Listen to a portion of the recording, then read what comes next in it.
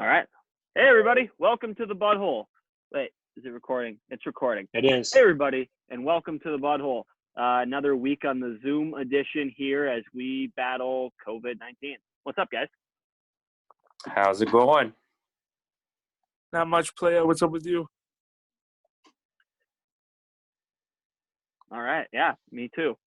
I feel like you guys are waiting for me to talk there, and I just stone cold it. So whatever. Are you trying to be intimidating or something? By the way, can you guys see this greasy stash I got going? Oh, no. When you get a little bit closer, it looks like you got a little bit of mascara drawn on there, but the farther away you get, it just blends into the pure shave. It's kind Yeah. of Part of the lighting. when you go I real. think it's essential you stay away from parks from now on, Scott. Everyone has to stay away from. Well, it. it's been that way for a while. You gotta spend a fortune on razors, man. Me? Yeah. No, I don't spend a fortune. I would plug the company that I use, but they don't endorse us, so I won't give them a shout out. But Gillette's Mach 3 razors are awesome. You're a 3 guy, 3 razors. Yeah. You got a single bladed. No. You know, I thought You gotta about go it, with the but- Gillette Pro Glide. That gives you the smooth. I've heard about the Pro Glides, actually. I was thinking about trying those out next time. But, you know, Costco sells a big pack of them. Yep. Those are the ones, that's where I buy them. So it's pretty reasonable for Gillette's, actually, if you go there. You pretty much just gave 2 people free shout outs. Well, you know, I Costco, don't yeah. like to, but sometimes if it's critical information, people just have to know. And guess so. Costco definitely deserves that free shout out. Yeah, I would agree. Yeah, so a couple, as we're recording this on Monday, the 13th of April, we are going to start out the show with a couple sad stories that broke today. We'll start out first with the one that is the most late breaking. Carl Anthony Towns' mother passed away, I would say, 3 o'clock this afternoon? Doesn't really matter time, but a couple hours ago. 3 o'clock with COVID-19 complications. So I saw a lot of NBA players are giving Cat shout outs and reaching out to him. I have not heard myself how his dad's doing with it, but Did his we dad haven't have heard it an too? update. I didn't hear anything on that. I believe his dad had it as well, but his mom, actually, I was just looking for an update on his mom a couple days ago, and they didn't have anything, so I didn't have any information, and then saw the news today that she passed away to it. So moment of silence for Kat. All right, that's enough. All right, cool. All right. but yeah, The other chime one, in, boys. the other sad news, we found out that former Vikings quarterback Travaris Jackson, he died in a car accident either late last night or early this morning. I don't know much about it. I didn't look into it. I just saw the report that it happened. So do you guys know anything? Not much.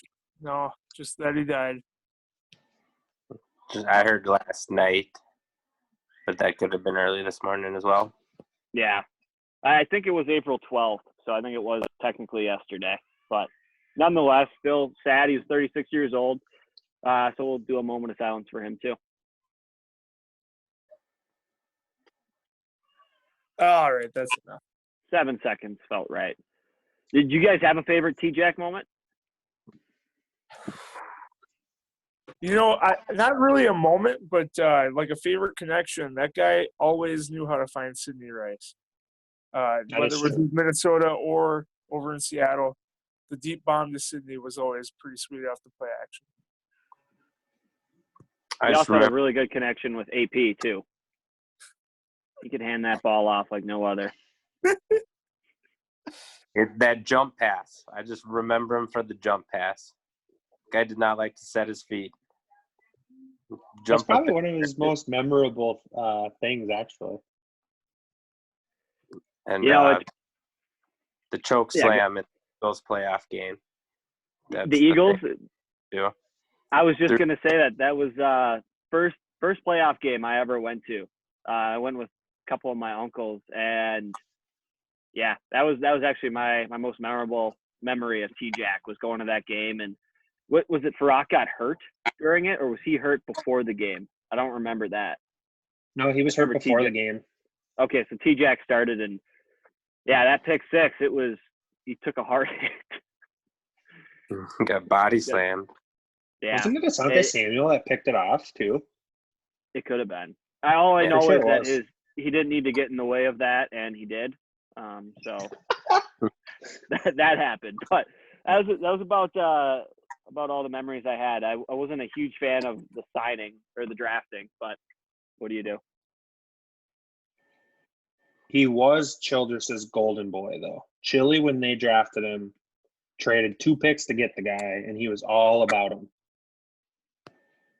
Yeah, he hyped him up.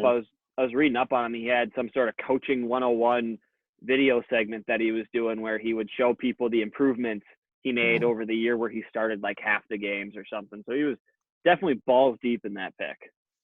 Mm-hmm. So he didn't draft him out of lack of conviction. It was just the wrong conviction. There. Not the first or the last time that coach would be wrong. No. Not coach anymore. He's not an assistant anywhere? What was that? Okay. He might be like a football operations was the last thing he was doing for the Chiefs, I think. Yeah, I thought he was with Andy Reid out there. He is. He's like AFL too? Or the arm, what was the league that? Yeah, I think he was part of that. Let me see. He was a general manager or something of that. Well, no wonder it failed. It was something like that. He was either a GM or a president of football operations, something like that. Yeah. Childress served as the head coach of the Atlanta Legends in the AAF. So that was his next chance at trying to do a head coaching gig, and obviously that didn't pan out. Just like the XFL didn't pan out. How do you guys feel about that? What were we, like 6 games in and COVID hits? They don't finish their season, and now they're done forever. Bankruptcy filed today. Well, he was doing well. Is there a reasoning that they filed for bankruptcy? Is this just a money thing for McMahon? It was basically in the press release today. It basically said they just didn't have the money built up to overmake the costs that COVID brought on. I suppose they did. They were 6 games in, I think, right? Out of a 10-game season? Yeah. But they did end 8. up paying out. They ended up paying out all of their employees through April 12th. So as of yesterday was their last day. And then it was also a little bit of a add-on, I would say, would be that it was a Chapter 11 bankruptcy filing. So they do have the ability to potentially fire it back up at some point. But the thoughts around the world right now, or around the U.S. at least, is that they're not going to do that. Yeah, they only had a 2-year contract to begin with. I thought it was doing really well, though, for the 5-6 games that, it had. Obviously, week 1 was the best. Outside of that, it was just kind of – everybody kind of fell off. I tuned in a little bit here and there. But luckily for the NFL, and since they created COVID-19, they now took all these smart ideas that the XFL had and all the innovative ones, and they can implement them and not look like they're just ripping off somebody else. And they got PJ Walker now. Yep. And a couple other players, but the only one we really care about is the guy who's going to take over Teddy's job, PJ Walker. True. Dude, you guys notice PJ Walker have a collegiate connection to Matt Rule? Let me look up. He was the head coach of what was it, Baylor? Recently, but where was he before? Because didn't PJ Walker go to Temple? He did go to Temple. So let's look up Matt Rule quick. I feel like there's a connection there. Has Matt Rule not been the head coach at Baylor, though, for a minimum of 3 years, if not more than that? I'm not sure. I'm pretty sure Matt Rule had been at Baylor for a while. He could have coached just like a freshman, sophomore year with PJ Walker at Temple, too. That's possible. He was the coach at Temple 13 to 16, and then Baylor 17 to 19. PJ Walker, let's see, what years did he go to Temple? It had to have been in that 13 to 16 range. So PJ Walker would have at a minimum been recruited by Rule. Yeah. Yeah, he began his college career Yeah. He played for Temple the same time that Rule did. So Rule was there the exact same time that Walker was. Wow. So that's probably why he wanted him so bad, and Walker wanted to go to Carolina. Yeah, I wonder Rule connection. Going after him, and he just liked the familiarity with Rule. Not to mention, if Teddy doesn't work out, it's a better chance than if he went to go back up like Rodgers or Dak or Wentz or something like that. Yeah. You know who's going to be backing up Rodgers? Famous Jameis.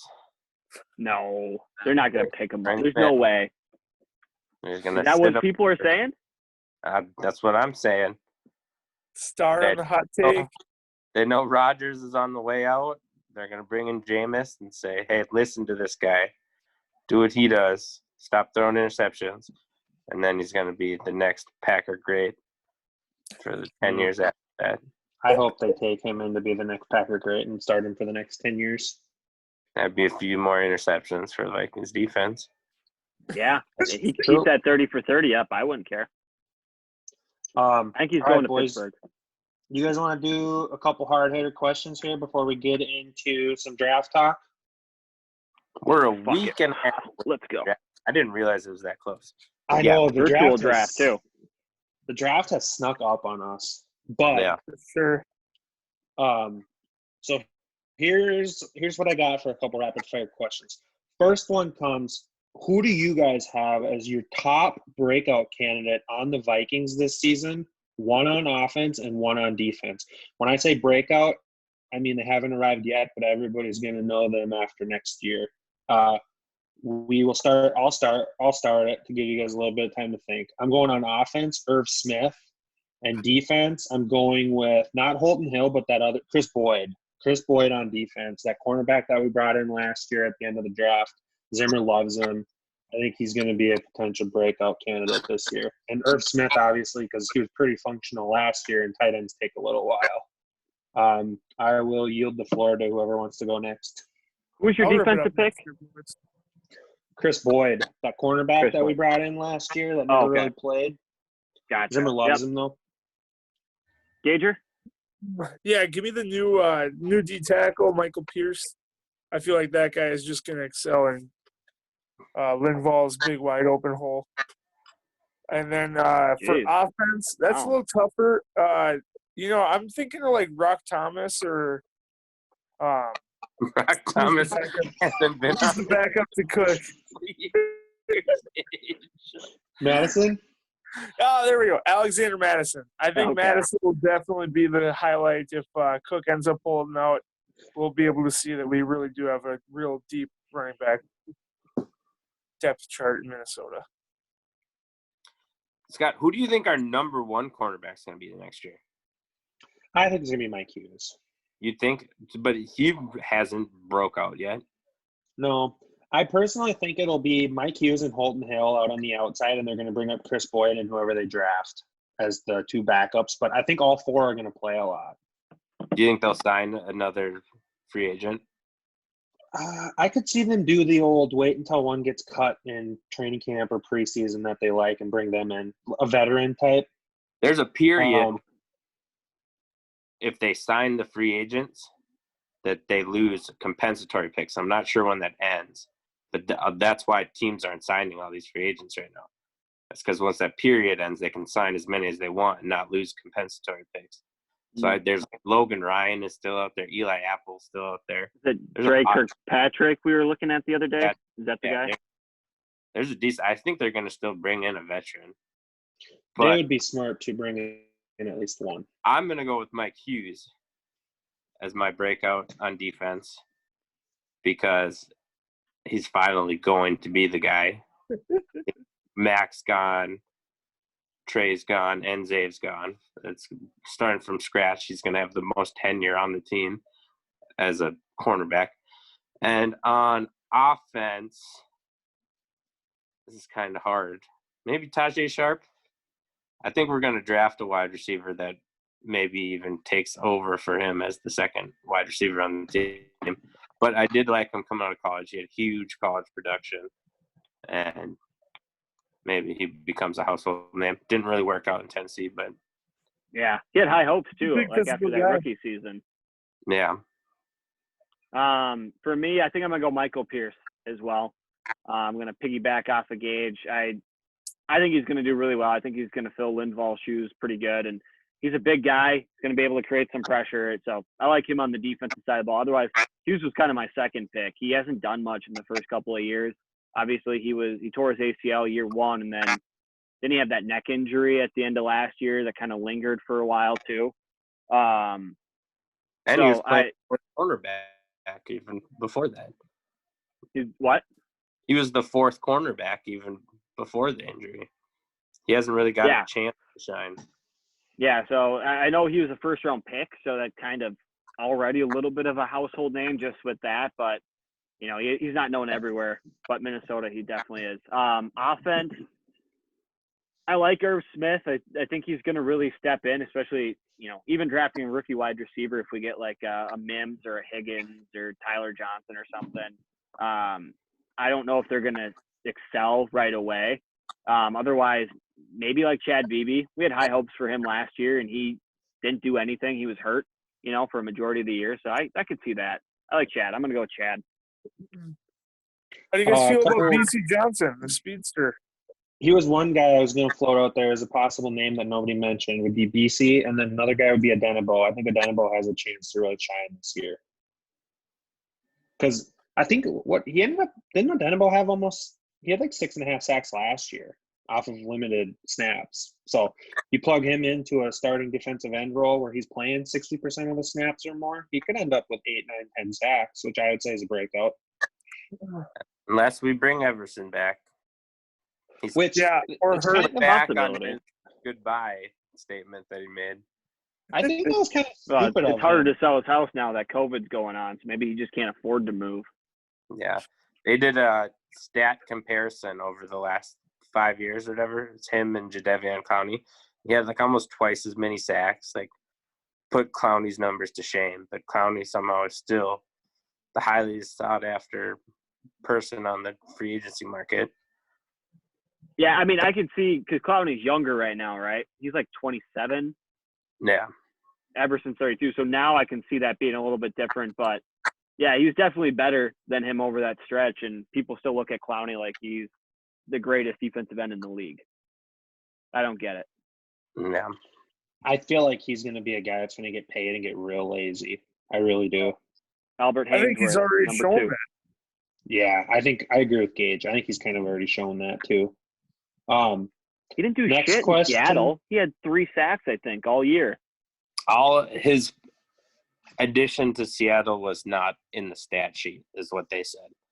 He had a lot of quarterback pressure, helped a lot in the run game. He moved the defense or moved the offense to the other side of the field, basically, because no one wanted to go to his side of the field.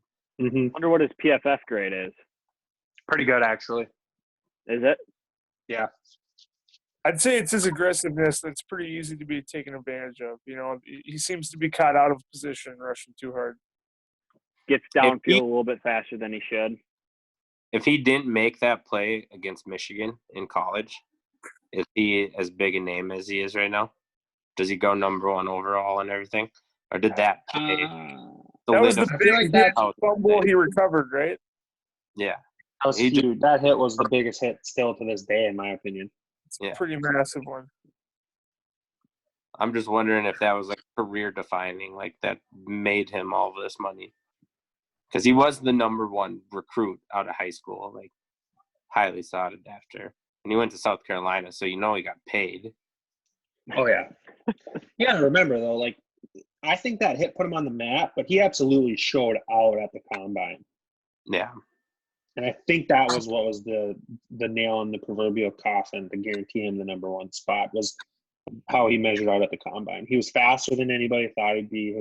Obviously, he's strong as hell. He's just cut from a different cloth, even from an NFL standard. I just question his motor at times. I still would have rather had Khalil Mack. Yeah, I agree. For sure. All right, so next question up for you guys. I'm going to give you 3 groups of wide receivers, and you got to pick which wide receiver group you'd rather have. Group A includes Nuke, DJ Moore, and Christian Kirk. Group B, Michael Thomas, Keenan Allen, Darius Slayton. And Group C is Mike Evans, OBJ, and Tyler Boyd. Brandon?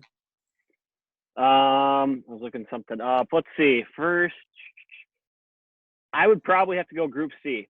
I think Mike Evans, OBJ, and Tyler Boyd are going to be, one of the better ones there. Evans is obviously, we had him ranked as number 5 receiver in our bracket, and then he actually upset Tyreek Hill, so he made it to the Final Four. And he's a damn good wide receiver. I think he gets slept on quite a bit. He doesn't get the recognition like Thomas and Hopkins does, but he puts up numbers and he's very good. Odell, if he had a better quarterback, I think he would be just as good as these other guys. He sits back a little bit because Baker's inaccurate. And Tyler Boyd took a lot of steps last year too in Cincinnati, especially with AJ Green being down. So yeah, I like that. Even though Mike Thomas and Keenan Allen, that's kind of a tough one to pass up on too. But yeah, what the hell are you even saying here?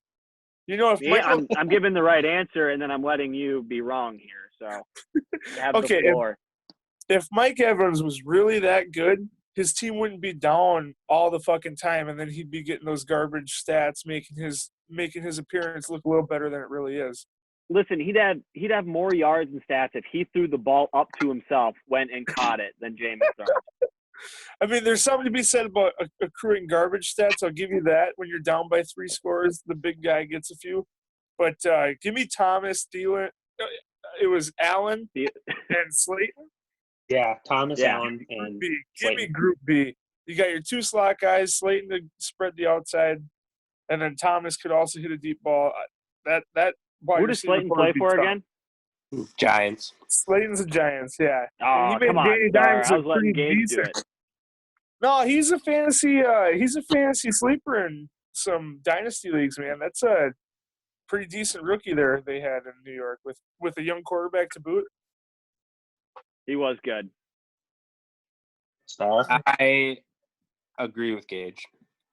I think if you just take it.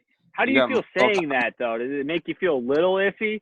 Like, are you just Michael Thomas is the best wide receiver in the league. He can run a slant with the best of them. Keenan Allen, one of the best route runners. Those guys are going to be open. You're going to know where they are as the quarterback.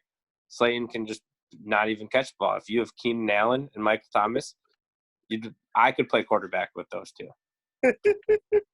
Right now, Thomas, he did take the slight edge. It's Thomas against Julio Jones, I guess. I was not the other one. But Thomas, he could lose to Julio right now. It's only 47-53. Julio wasn't. What was that? Julio wasn't on these options. So I know, but you said Thomas is the best receiver in the NFL. Yeah. So it was Thomas versus Mike Evans, is what you said? No, it's Julio is those are the top 2 guys. Still in the contest there. I, of all those receivers, am going to take Group. Fuck. There's no reason to hold out. I'm taking Group B too. Group B is the group. It's the group. The dramatic pause wasn't going to cause any big jaw-dropping moments because Group B is the group to have. You get the best wide receiver in the league. You get arguably the best route runner in the league. And you get Darius Slayton, who the sky's the limit. Who's throwing the ball to Keenan Allen this year? Justin Herbert. Bryce Harper? Is that what you said? Justin Herbert. Herbert doesn't go one to Cincy? Hmm? Herbert doesn't go early to Cincy? No. Or they're taking Burrow? They're taking Burrow. I see the Chargers trading up and taking a quarterback early. They already pick 6. Yeah, the 6th pick. Maybe Detroit wants to move back a few spots? They are. The only reason they'd want to move up, I guess, would be to take Tua. They'd have to jump likely to have their pick because maybe they're worried Tua or the Dolphins like Herbert too. If they exactly, that's what I'm hearing. Dolphins with Herbert is a pretty big one right now. So he is the quiet quarterback type. So I don't If know. you're the Dolphins and you could draft Herbert and put him behind Fitzpatrick for a year, I could see that. Overdrafting. It depends on their personal taste. If I'm the Dolphins, I would rather draft Tua, but I could see the Dolphins falling in love with Herbert. He's 6'6". He's a big dude. Doesn't have the injury history. I'm going to just say something ridiculous here. If I have the first pick in this draft and I have to take a quarterback, I'm taking Tua over Burrow. I think Tua has the skills to be an absolute X factor in the NFL, and I don't think Burrow does. You're just a lefty trying to stick with your fellow lefties. No, I feel like Tua has the X factor. Burrow has the upside to be a very, very good NFL quarterback. I think Tua has the upside to be a top 3 NFL quarterback. His pro comparison is Drew Brees whenever they talk about him. Burrow or Tua? Tua. Yeah. Definitely a little more athletic than Drew Brees. The athleticism scares me, though. I mean, go ahead and take your top 3 quarterback for your 1 or 2 years. If it doesn't work out, it's going to bite you in the ass. Well, the number 2 best quarterback in the league right now, and Russell Wilson's athletic, but he's smart about it. I think Tua is more than capable of being smart about it. Well, we'll see. Let's see. When was You the were last 22 time at a one number point, 1 right? overall quarterback won a Super Bowl? Like That's a great quarterback question. drafted number 1. Peyton Manning? Probably. Yeah, because we got Murray, Mayfield, Goff, Winston, Luck, Newton, Bradford, Stafford, Jamarcus Russell, Alex Smith, Eli. So Eli would have been the last to do it. I thought you meant like the last. Oh, yeah. You do. Yeah, Peyton would have been too. So even out of all those guys, Eli, and then it goes Palmer, David Carr, Mike Vick, Tim Couch, Peyton Manning. In the last 20 years, only 2 quarterbacks selected number 1 overall, and there's been over half these guys are quarterbacks. There's been only 2. I don't even know if I'd want to take a quarterback with the number 1 overall pick. Odds are not in your favor unless there's a definite game-changing guy. Yeah, like Tua. All right. I don't know about that. Patrick Mahomes. All right, boys. Next question here. This comes via the handle @NextGenOfFans on Twitter. Name is Sean. We interact with him a lot on Twitter. He's a good follow. But he asks, which is more likely this season? The Bucs win the NFC South or the Pats win the AFC East? Which is more likely? Which is more likely to happen? Bucs winning the NFC South or Pats winning the AFC East? I think we'll start with you. Bucs win in the South is more likely. Just because I don't know. I don't think they will. I think the Saints probably still have it, even though that one usually does play musical chairs, switches. But I just can't see a Jared Stidham-led NFL team winning that with the Dolphins going to be super improved and the Bills are already a playoff team. I can't see that. Yeah, unless the Belichick Patriots can pull off some super duper magic and get some amazing rookie quarterback. I'd say your odds of like the Patriots winning are like 2%, and then the Tampa Bay Buccaneers are like 5%. So give me the Bucs by a little bit.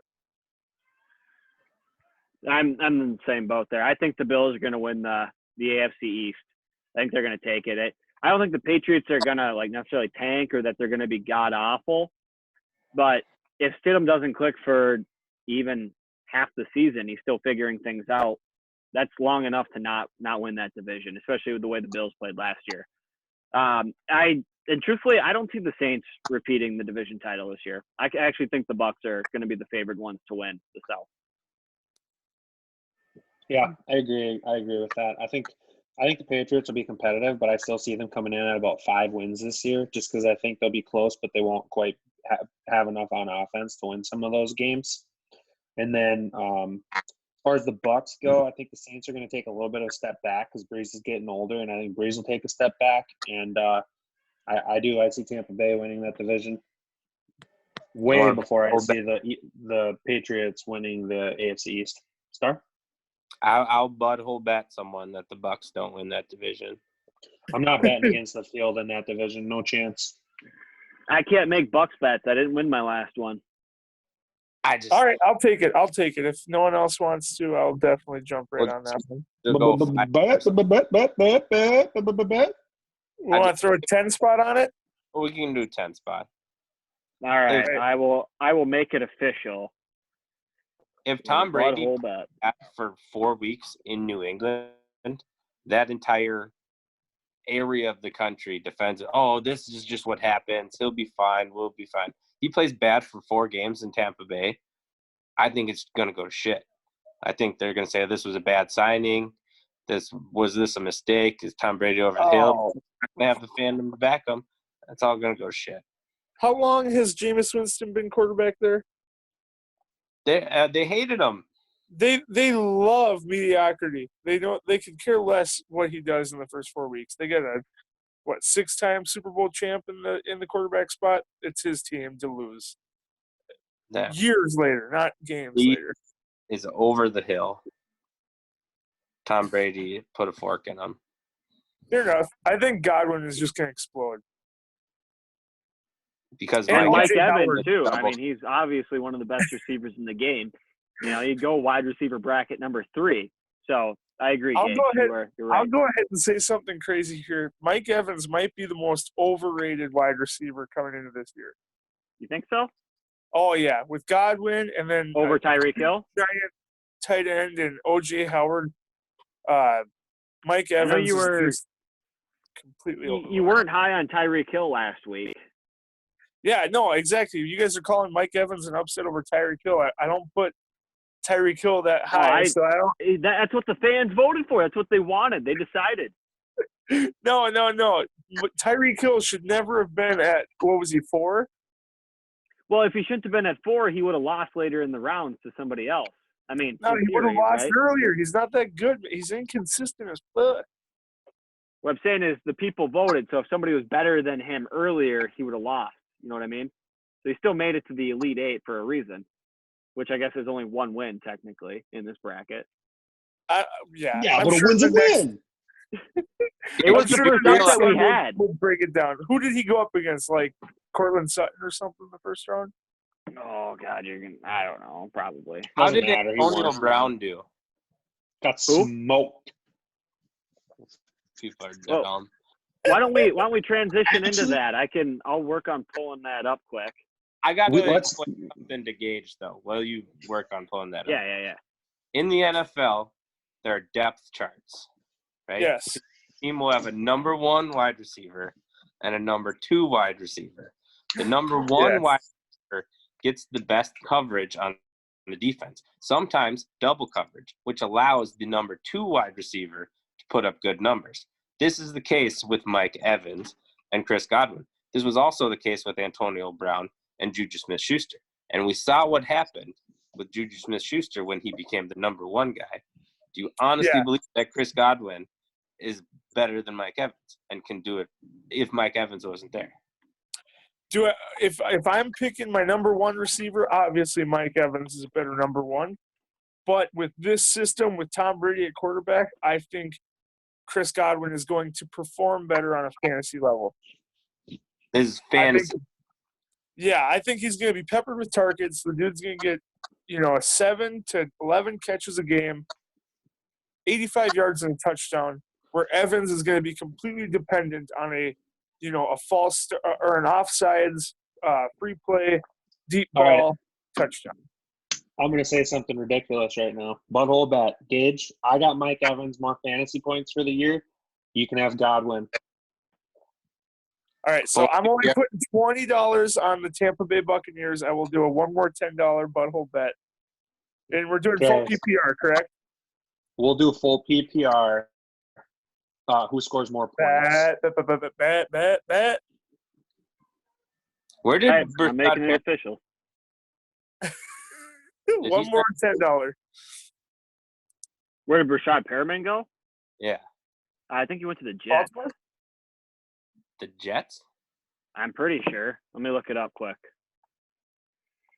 That guy had some nice games when both Evans and Godwin were out at the end of the year. It was one of the first years that he was healthy. Yeah, New York Jets. He learned how to catch a ball. Which helps, for his position, Baltimore. Yeah. Catching, I guess it's an essential part of being a wide receiver. Speed isn't the only thing. Weird. Half of the term.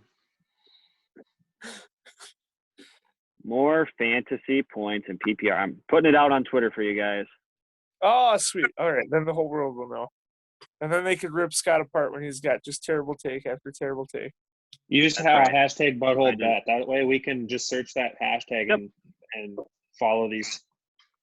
Of course, you know I- me. I'm always did on do top of things. I did do the first one. I don't know if you posted it too. Yeah, so we'll be able to find it now twice. So that's good. Perfect. I'm not paying out twice, though. You got to put the dollar amount too, Brand. You know. Yeah, I didn't do that the first one. Yeah, just do bet amount $10. Well, we don't have to put that out there. We can just put the Yeah, amount on Dude. the That's The fake good You know money, what we fake should money. do? We should create like a Vegas fucking stub that we can plug in the bet with the number and just post that with hashtag BudHole Bet with the Vegas stub. I'll That would talk to be you about cool. it after the cast, Brandon. We'll get something. Okay. All right. Why don't we just move into our wide receivers bracket since we're talking about it? hell yeah. So I have it pulled up here. First round, fairly predictable for the most part. Mike Thomas barely etched out Antonio Brown, 73 to 27%. So you were close there, Star. It was a good upset pick. I will say I think that's the best a 16 seed has shown out of all the 16 seeds we've had so far. Oh, by far. Julio Jones took out Juju, 95% Julio, 95% Hopkins over Thielen. Tyreek Hill took out Sutton, pretty standard. Mike Evans took out Diggs, 82%. Keenan Allen was one of our first upsets. He took out Chris Godwin, 58 to 42%. And then OBJ, not OJ, he's a killer, took out Amari Cooper, 80% to 20%. So that was, I think, a 10 to a 7 or something like that is what it was. And then the next closest one, even though Devontae Adams shouldn't have even made our list, Kenny Golladay almost took out Adams. It was tied down to the last 45 minutes. And then somebody did a Packers push and got Devontae a couple more votes. Took him out 55 to 45. Some asshole. Gage's rage. Antonio Gage's Brown Rage's would be Packers Devontae burner Adams. account. What was that? No, Star? dude. I said Antonio Brown would have beat Devontae Adams. Oh, would've, I he bet. would have. We And should have Rob made that the matchup. You guys are hilarious. After that, Thomas took out Adams pretty handedly. Evans did upset Tyreek Hill, and I think that one was fairly close. It was like a 60 to 40 or something like that. It was. Yep, it was like 63 to 37 or something. Yeah. Julio Jones took out OBJ. That was pretty expected. And then Hopkins took out Keenan Allen. And they weren't bloodbaths by any mean, but, they were pretty good. Hand the lead then. Final four, who was that? It was Mike Thomas versus Mike Evans. Thomas took him out, and that was a pretty decent win. And then Julio Jones and Hopkins, I think, was pretty close. It was like 57 to 43 or something like that. And do we have a result now for the last one, Scott?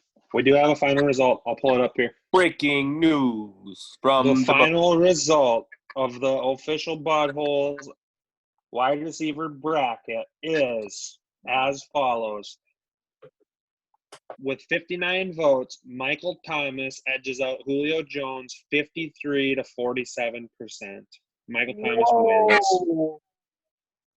Yeah. Super close. wide receiver in the league. He can run slants, baby. He can run 5-yard out. He can run 5-yard ins. He can run 5-yard curls.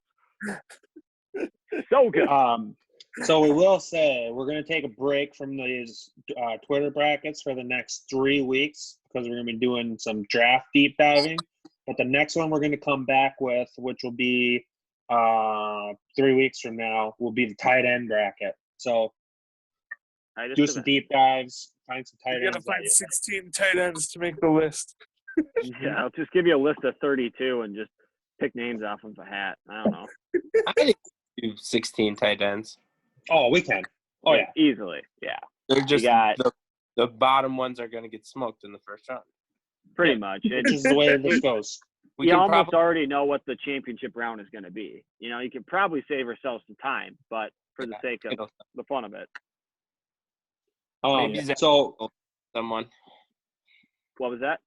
I said maybe Zach Ertz can pull an upset. You think he would take out Kelsey or Kittle? I don't know. Nah, probably not. It would be close, though. It'd probably be Antonio Brown and Michael Thomas close.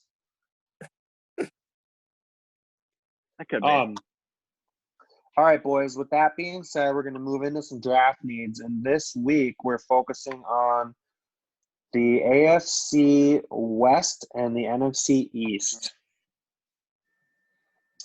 So we'll start out with the AFC West, and we'll go with the Denver Broncos, who have round 1, pick 15. Where do you guys see Denver going with that pick? They lost a wide receiver last year, Emmanuel Sanders, but they found what they hope to be a quarterback of the future in Drew Lock, even though they didn't really want to turn to him already. I think they got to get him a weapon. They might be in the range for one of the top guys if they slide. If not, a guy like Ruggs will be there. I know that Arizona State guy is climbing up boards right now. Mims is climbing up boards right now. Mm-hmm. So they'll probably have their pick of the second tier of guys after CeeDee Lamb and Jerry Jeudy, with their fingers crossed that one of them falls to them. Yeah, I agree. I think if a wide receiver falls to him, if like CD or Judy falls, yeah, they're definitely going to take one of them. I could see him taking a Ruggs potentially. That Jalen, is it Reagor or Rager? How do you pronounce that one? Rager. He's definitely climbing up boards too. So he's a potential one to go here at 15. Otherwise, potentially Kinlaw, if Kinlaw falls to him, or, they could use a little bit of help at the linebacker position, or, I don't know, maybe take a corner if there's a decent one available there. I know they lost Harris this year in the offseason. Mm-hmm. We go offensive line strong here. I think they're really going to attack it in the draft now that they got old man Rivers out of quarterback. Finally give the guy some help that he's needed for his entire career. Wait, what? Maybe a guard or tackle on the offensive line. What we're talking about the Broncos, right? Yeah, that's what I was talking about. Oh, well, they could use some offensive line help too. So maybe a guard or a tackle to protect their young quarterback. Rivers did play for him. I'm going to go with, I see them going wide receiver as well. If you think Drew Lock might be the guy, get him as many weapons as possible. And they need another wide receiver to go opposite of Cortland Sutton. So I see them going wide out. Next team up, we got the Kansas City Chiefs, who have round 1, pick 32. And I see Kansas City with this pick going and drafting a dynamic wide receiver, like maybe the DeAndre Swift. I could see that fitting awesome in their offense. Did you say running back or wide receiver? Sorry, did I say wide receiver? I meant running back. You did say wide out. I meant running back. Although DeAndre Swift could be at both. He could literally play both positions. So. Yeah, I mean, they have Damian Williams, but I don't know. I feel like he's kind of a little bit of a flash in the pan. He's not going to be a long-term answer for him. So I could see him going with the running back if Swift is there. Hold on. It said that I was getting signed out. Somebody was signing in somewhere else. So we're still here, right? Mm-hmm. Where'd go? What was that? Do you guys see where Brandon is? Yeah. Oh, there he is. Oh, hey. Oh, my God. It made me feel like one of those kids where they play the invisible tricks on them and they just thought I was gone. Otherwise, if they don't go running back, I would say they probably need to get somebody for their defense. They didn't make a lot of moves this year, and their defense was the part of their team that was a little bit weaker. Obviously, Mahomes could make them elevate anywhere in offense. So either take a running back or maybe get a linebacker, a defensive lineman to help out their defense a little bit. Yeah, I'm going to go defensive backfield. I feel like they still have Honey Badger back there, right? They do. Yeah.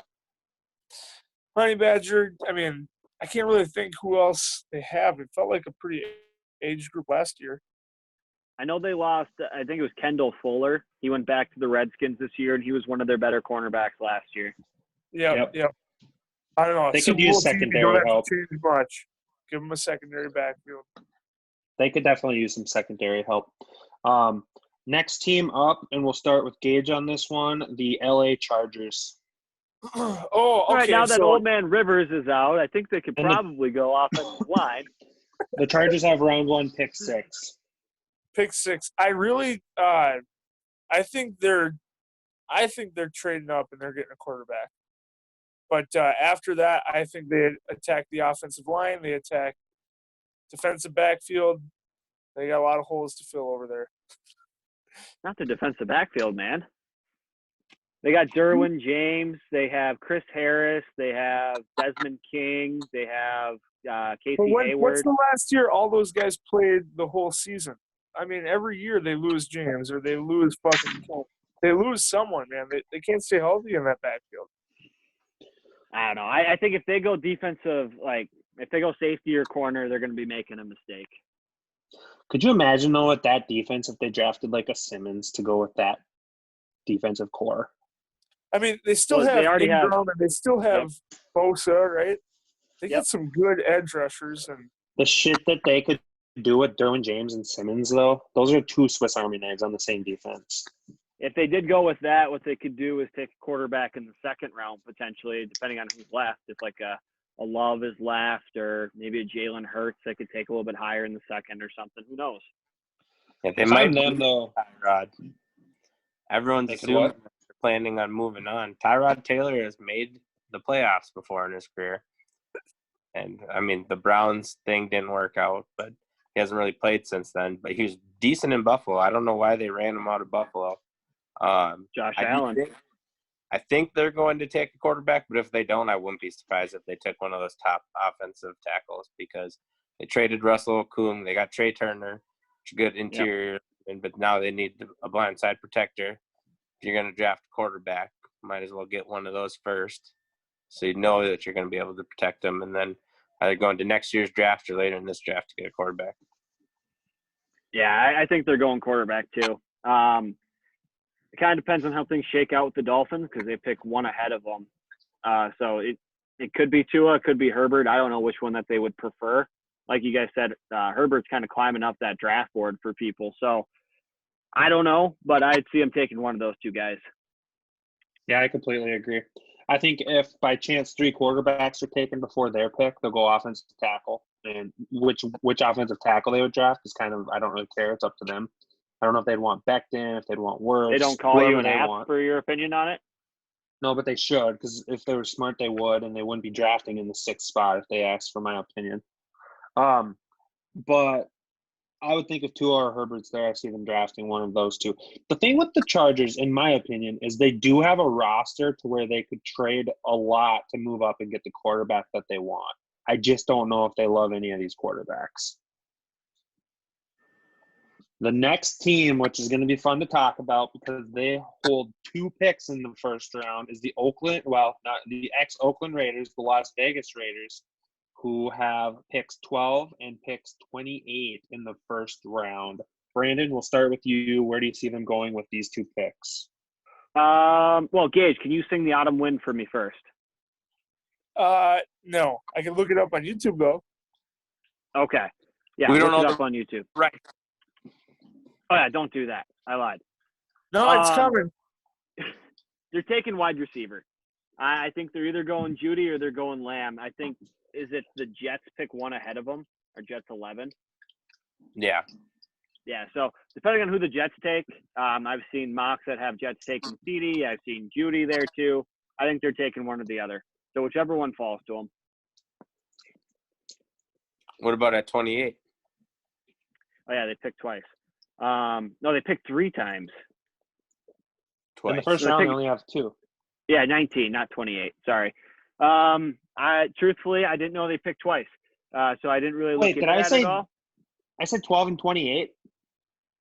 Yeah. I'm not sure. I wasn't listening. Yeah, they have 12 and 19. Yeah. I don't know. pick somebody for the defense, maybe a linebacker or something to help out with that core defense a little bit. Somebody athletic, tackle, fast. Epineza. They seem to like big defensive ends. I'll just take over this spot for you, Brandon. I see them going with a CeeDee Lamb or a Judy at 12, and then at 19, I could see them taking like a Chase on, or I could see them taking like a Delpit, or they really anything on defense would be a good pick for them at that point. They need defensive help. Keeps falling. Yeah, I've seen a couple drafts actually have the Vikings drafting him on their first pick. I've seen him in second round. He was Good like Lord. a top preseason. Why are people not about him? Why do they have him falling? I don't know if something happened when I was in Thailand at the combine that I didn't hear about, but yeah, he keeps dropping further and further down. That's interesting. I do agree with the wide receiver with the first pick. They thought they had one last year. It was going to make their offense dynamic, and he froze his feet off. It didn't work. Who's that again? AB. Oh, yeah, he was the 16th best wide receiver this year in our bracket. Yeah. I think they might, depending on if someone drops, like if Simmons somehow drops to 12, I think they take him there with the depth at wide receiver. But do you see him dropping there? I don't. But if for some reason offensive players go higher, people trade up for those wide receivers, I could see him drop because of that.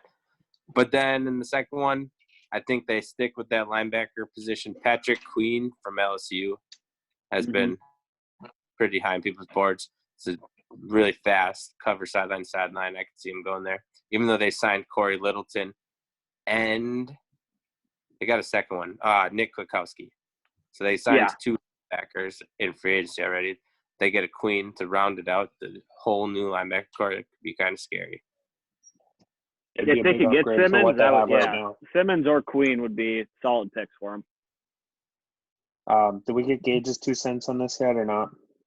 No, but I think you guys pretty much nailed it on the head there. We got replacement for the two guys they traded away, a wide receiver and a linebacker. They need it. Yeah. And really they sit in a pretty good spot to get both. So they should be happy with where they're at. Moving on now to the NFC East, we will start out with the team that has the highest pick, Washington at pick 2. We will start with Brandon. They go Chase Young. Just take him. Don't trade for Tua. Their fans are all in on Haskins. They say he's the next coming of Jesus. He's risen after yesterday. So take Chase Young. Get a dynamic player on defense, a game changer. Don't fuck this one up, Redskins. And he would help that defense out a lot. He's kind of what that defense is missing is a big X factor pass rusher. So I like him going to them at pick 2 as well. Their entire defensive line is first-round draft picks. So this would be an extra first-round defensive line. You can't pay all these guys. Teams don't like to put all of their cap into one position like the defensive line. They have to spread it. So with that being said, you take Chase Young. He's probably the best player in the draft. You don't pay one of your Alabama D tackles you drafted over the last couple of years, and you pay Chase Young. That's what you do. Who's the other guys on their D line? They got Deron Payne, Ryan Kerrigan. They drafted 2 Alabama D tackles back to back in 2 years. Jonathan Allen. Tim Settle. Montez last year. Montez Sweat. Okay. So they run a 3-4 too, don't they? Those are both because Kerrigan's technically a linebacker, but he's a rushing linebacker. Yeah, but now they're bringing in a new head coach, so they may switch. Yeah, and that head coach runs a 4-3. Yeah. Who's the head coach of the Redskins, Gage? Is that Rule? Nope. Yeah, Rule's the Panthers. Yep, that's Rule Rivera. Oh, Rivera, that's right. I always get those two mixed up for some reason. Boys, did we already do the NFC East? Yeah, we're under the NFC South right now. Okay, so next team up is the Dallas Cowboys, who have round 1, pick 17. Where do you guys see Dallas going for the NFC South? Well, Gage, did you agree with Chase Young going to the Redskins at 2? Or what did you think? Yeah, but I swear we already talked about the Redskins and the Giants and the Eagles and the Cowboys. Like, wasn't that our first edition? We did the East, and then we did the North? No, we did the North. We did the North first. We did the Vikes. I don't remember I don't think we've done a second one, have we? No, we only did the NFC and AFC North, and then we were going to do the 2 Wests the next time that we didn't get to. So the Cowboys, know. where are they going to go? Cowboys are going to go with a defensive back. I could see them going Delpit. Or McKinney at safety. Didn't they just sign one? Haha. They did sign Haha, yep. You do need more than one good safety. But they did lose Byron. Yep. Defensive back is probably a good thing. And it's not very deep in this draft. To take one high is, you want to get some quality there. Outside of the top 2 cornerbacks, they could go anywhere from the 20s to the second round. The AJ Terrell. So CJ Henderson, maybe, the Florida cornerback, I could see him taking. What about is it K-Lavin Chason from LSU? Chason? That's another. Looking at this mock draft that NFL has out here, they have him going there. 3 of the 4 guys do, so he must be good. Their defensive line is stacked right now, so they don't need to do anything. They have McCoy no, they didn't get Sue. Sue went back to Bucks, didn't he? Yeah, they were talking about they're making a run at Sue though. If they put together McCoy and Sue, the number 2 and number 3 pick in that draft, that would have been with sick. DeMarcus Lawrence. Yeah, and Alden Smith.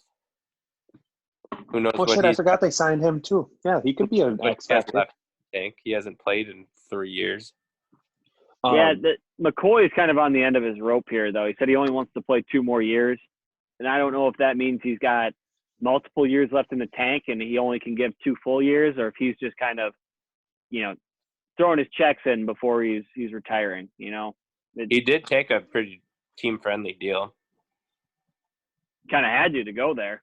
I mean, he's gonna be really pissed when they don't re-sign Dak. Yeah. Next team up, we'll go back to the top of the draft. The New York Giants at pick 4. Where do you guys see the New York Giants going? Gage, we'll start with you. At pick 4, I could definitely see them trading out of that to one of the quarterback-hungry teams. I just don't think they need a quarterback or one of those top picks, and they could really get some value. Probably go for an offensive lineman or another wide receiver weapon later in the draft with more cap, I mean, imagine being the Giants at 4, trading back to the Dolphins, 1 pick to take 5 and, maybe their other first-rounder, 26. Or pick another second. Yeah, and they're still going to get, Tristan Wirfs if they want it, or Jedrick Wills. I could see them trading back, not too far, 1 or 2 picks, because those are the QB-hungry teams right there. But I definitely see them going tackle. I think it's going to be worse. They're probably got their fingers crossed that Chase Young drops. If he doesn't, I think Simmons is a surprise pick there.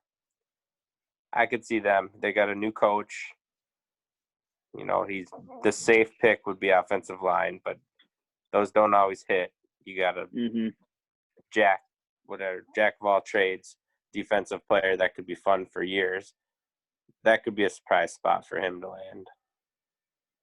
Yeah, I did see a couple mocks that had Simmons drop in there too. I mean, if Young goes 2, Burrow goes 1, who knows what the Lions are going to do, but everything's looking at Okudah. So Simmons would be a stud to have. And if the Lions trade out of that spot and Okudah's available, he could also go there too. They definitely need cornerback help. That would be back-to-back years grabbing a cornerback in the first round, though. Who'd they take last year? They took the guy out of Georgia.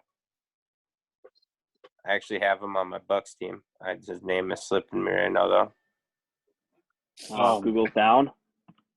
I would say of most years for the draft, this year's top 3, 4, 5 picks are going to be really fun to see how they shake out because they're going to really lay the landscape for the rest of the draft, in my opinion, for the first round. And there's a lot of players that you could see going top 5, but there's only so many that can obviously go top 5. Yeah, 5. God, you're smart. Okay. Next team, Philadelphia. Philadelphia has round 1, pick 21. Where do you guys see Philly going with that pick? I feel like we should all agree on this pick. Yeah, wide receiver. Yeah, that's what I was going to say. They're the most wide receiver needy team I've ever seen in my history of watching football. It was terrible last year. Yeah, but the injuries did hit, but Alshon shouldn't be on that team anymore. Deshaun is going to be using a cane here pretty soon.